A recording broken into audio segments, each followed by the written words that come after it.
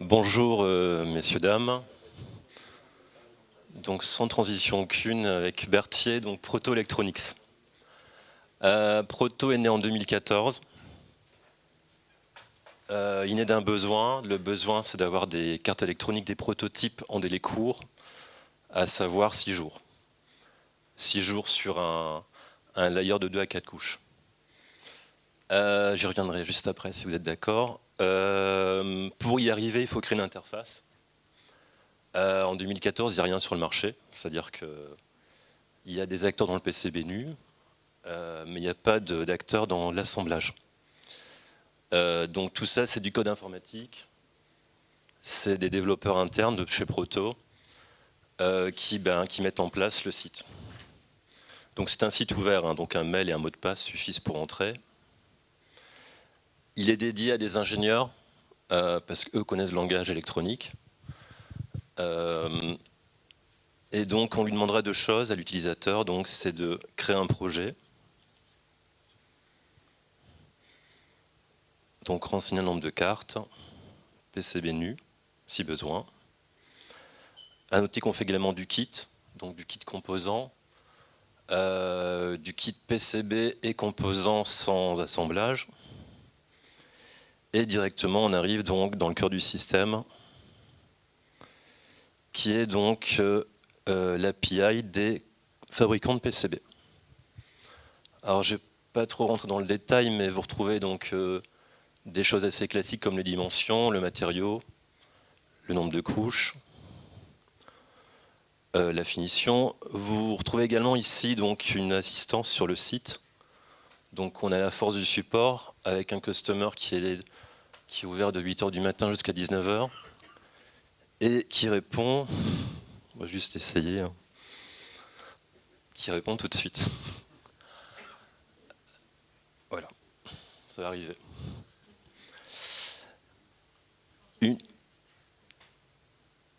Je vis. Ok. Oui, ça c'est. J'avais prévenu, hein, pourtant. J'avais prévenu, mais tout se passe pas toujours comme on veut.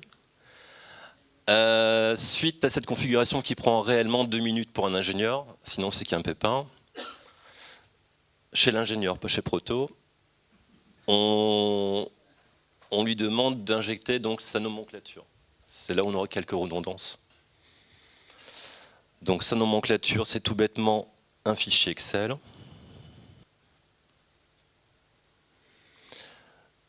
Où on aura 3 fondamentaux nécessaires à la consultation en direct chez les cataloguistes, car Proto fait du Proto, donc en moyenne 15 cartes, donc pas les distributeurs. À savoir donc le repère topographique, la quantité et la référence, la part number du composant.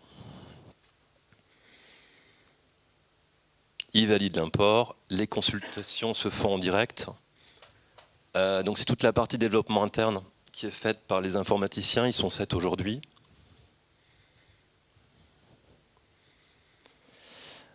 Ça veut dire que là on est sur une bonne simple pour la démonstration bien sûr, mais si un composant n'est pas disponible, vous pouvez donc demander un devis. Donc chez Proto on a une culture délai, donc à savoir qu'à 15h33 une demande de devis, j'ose espérer qu'à 19h c'est répondu. Soit on a, soit on n'a pas. Hein. Et également, donc vous pouvez, on a connu des périodes de crise sur les composants, la céramique en 2018 ou autre, vous pouvez également fournir le composant. Tout en sachant que on est sur un terrain facile dans le sens où on fait du proto. Donc généralement sur étagère, on est d'accord Christian, on peut les trouver. Vous avez également des nomenclatures parfois un peu particulières, Thales par exemple, qui comporteront plusieurs part numbers au niveau de la colonne. Le site est capable de lire plusieurs références. Le site est également capable, si vous n'avez pas de part number, pas de fabricant,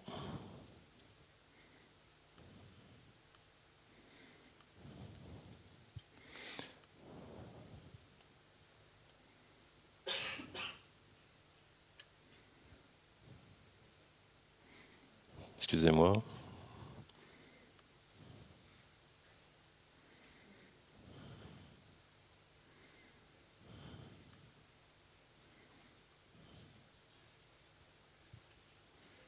Donc, il est capable de proposer un équivalent. Tout ça, c'est de l'interne. C'est-à-dire que sur le marché en 2014, il n'y a pas du tout de logiciel ou autre qui existe. Et la réponse de Proto, pour livrer vite, c'est que le support est dédié et surtout, c'est l'utilisateur qui prend la main. Ça permet de répondre vite en livraison derrière. Une fois que c'est fait,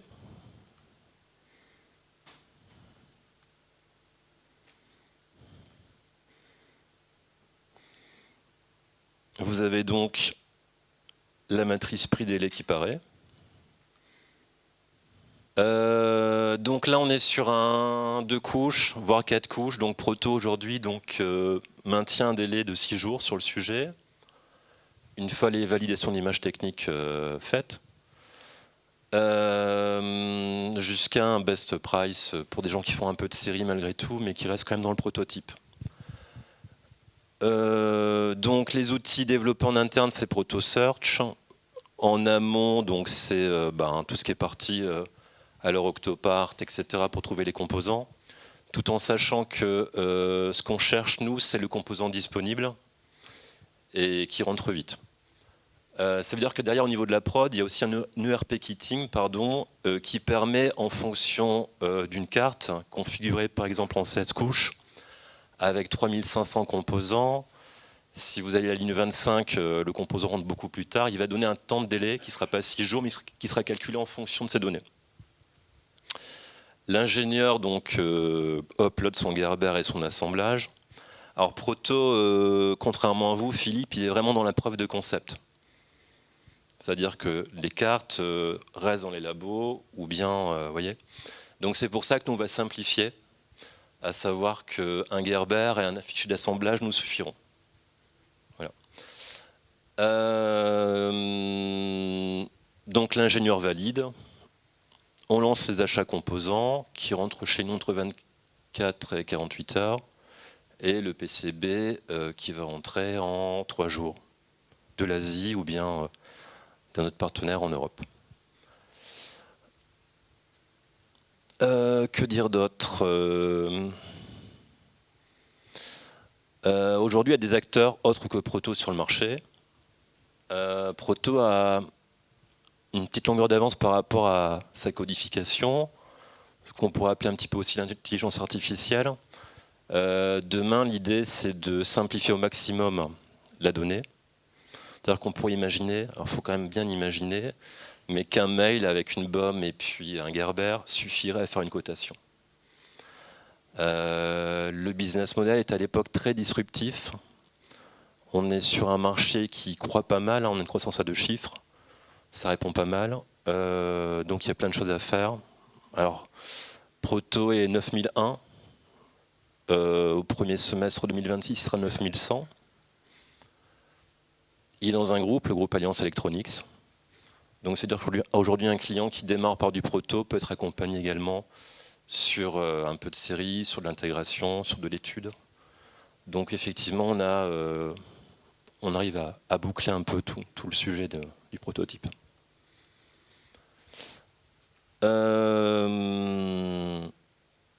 Donc voilà, donc le sujet central, c'est vraiment le code et vraiment l'IA pour pouvoir développer au maximum le business et pas se faire attraper par d'autres acteurs. Ah oui, on n'est pas, par contre, je regarde Berthier, mais c'est-à-dire qu'aujourd'hui, le client, vraiment son focus, c'est le délai, d'être livré vite. Donc le comparatif de BOM, sur 15 cartes, 10 cartes, finalement, c'est pas trop son sujet. Donc c'est vraiment. Et puis on a un public dédié, donc d'ingénieurs, qui lui, il faut que ça rentre chez lui dans les temps, avec un taux de service de 90% aujourd'hui.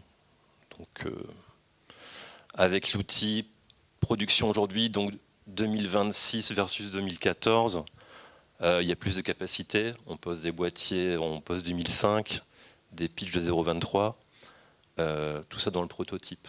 Donc on ne fera pas de l'ADFM, mais on fera vraiment du proto et de la preuve de concept. la question m'a été posée 2-3 fois depuis que je suis chez Proto 2017. Mais c'est vrai qu'aujourd'hui, vous avez un chiffrage en automatique qui tient compte d'une BOM, d'un PCB. Si vous rajoutez une partie de test, vous rajoutez 1 500 €. Et surtout, fourchette haute chez Proto rentre entre 25 et 30 dossiers par jour. Ils rentrent tout seuls, parce que ce sont les ingénieurs qui créent le projet. C'est-à-dire qu'en 2014, il n'y a personne sur le marché, en France. Je mets une nuance, mais enfin, je pense qu'il n'y a vraiment personne. Et à l'époque, on en est à envoyer un fichier chez un prestataire qui le reçoit. Aujourd'hui, on est jeudi, il est 15h30, qui va répondre si tout va bien vendredi. Dans ce temps-là, nous, on a acheté des composants, on a acheté du PCB. Donc c'est assez disruptif. Mais toute la partie projet, c'est clairement l'ingénieur qui le fait. Et c'est là où on gagne du temps, enfin vous l'avez compris. Donc c'est bien l'ingénieur qui pousse. On est sur un modèle digital qui pousse les cartes, ouais, qui pousse le projet. Donc on fait pas de test, on fait vraiment de la carte électronique. Donc on ne s'est pas trompé de course, étant donné qu'aujourd'hui donc Proto fait 550 projets par mois. 550. On a un département qui pousse avec l'Allemagne, on fait 30% à l'export. Donc ça veut dire que demain on peut monter à 700 bien sûr, mais c'est clairement un modèle digital donc qui permet d'aller vite. Alors on a un rayon X, rassurez-vous. Donc nous on contrôle sous les boîtiers BGA, FPGA, etc. On contrôle les soudures. S'il n'y a rien sur la carte, s'il n'y a pas ces boîtiers-là, bon, la carte passe. On vous garantit la qualité de la fabrication de la carte, en la contrôlant avec un RX et avec une AOI. Voilà. On ne fera pas de test, parce que si vous faites du test, vous envoyez plus 24 projets par jour. Ah oui, très bien. D'accord. Ok. Bon, alors, on en fait. C'est surprenant comme business model. Hein. Mais on fait de la carte. Voilà, on fait de la carte. On ne fera pas d'intégration. On fera pas de série. Ah, bah écoutez, je leur dirai. Ça leur fera plaisir. Mais parce qu'il y a des fois il y a des tests instituts aussi. Enfin, ça existe aussi ça. Mais d'accord. Ok. Donc on fait que de la carte, enfin on fait de la carte, pardon, pas que, on fait de la carte électronique assemblée, et ça fonctionne parce qu'on est resté sur ce business. Donc on est vraiment centré assemblage de cartes électroniques dans le prototype. Et puis on a eu aussi, avec des acteurs comme Thales, je pense qu'ils ont désacralisé un peu le proto, je pense. Hein. Ce qui permet aujourd'hui, on est sur un terrain de jeu finalement, je vais pas dire facile, mais où une fois qu'on est 9001, globalement, on répond à leurs attentes. Là où un EMS, effectivement, il y a un cahier des charges, et puis c'est pas la même chanson. Donc, mais voilà ce qui a amené, en tout cas, la digitalisation sur ce business model, et c'est vrai que c'est plutôt sympa. Ouais. On a une question ici. Oui, Christophe. Juste une question concernant, là on voit toute la démarche en amont en fait, hein, et donc reliée à une planification derrière.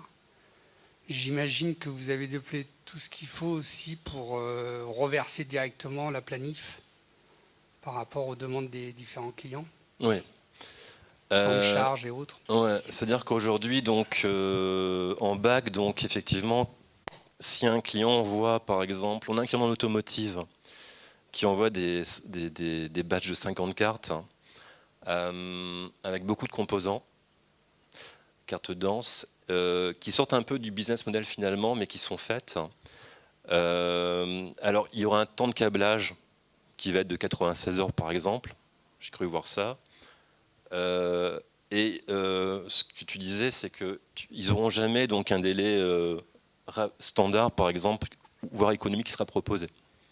Donc c'est vrai qu'il y a tout ce travail-là qui a été fait au niveau de l'ERP Kitting, qui aujourd'hui est développé dans le groupe, vu que Proto, finalement, c'est un peu la spin-off d'Alliance. Hein, c'est-à-dire que ça a démarré là, et puis après, ça fonctionne. c'est plutôt une bonne nouvelle. Ça fonctionne plus parce qu'après, il y a plus de moyens humains, plus de moyens au niveau matériel. Et puis après, ça entraîne le groupe. C'est-à-dire que les schémas plus classiques, il y a des gens qui sont là. Donc l'IT actuellement est développé chez Allianz. Ils ont des contrats Allianz plus proto, mais ils travaillent de cette cellule-là pour le groupe. Donc c'est considéré. Donc il n'y avait rien sur le marché. Tout a été fait en interne. Donc en front comme en back. Et le sujet central d'aujourd'hui, après on met beaucoup de choses derrière l'IA, c'est assez générique. Ce matin vous en parliez, mais c'est vrai que demain, d'envoyer un mail avec 2 données et d'avoir une cotation dans le prototype, j'entends, c'est énorme. Enfin, si ça se fait après, ils y travaillent, mais c'est super. Donc on croit beaucoup à cette finalité. Ouais.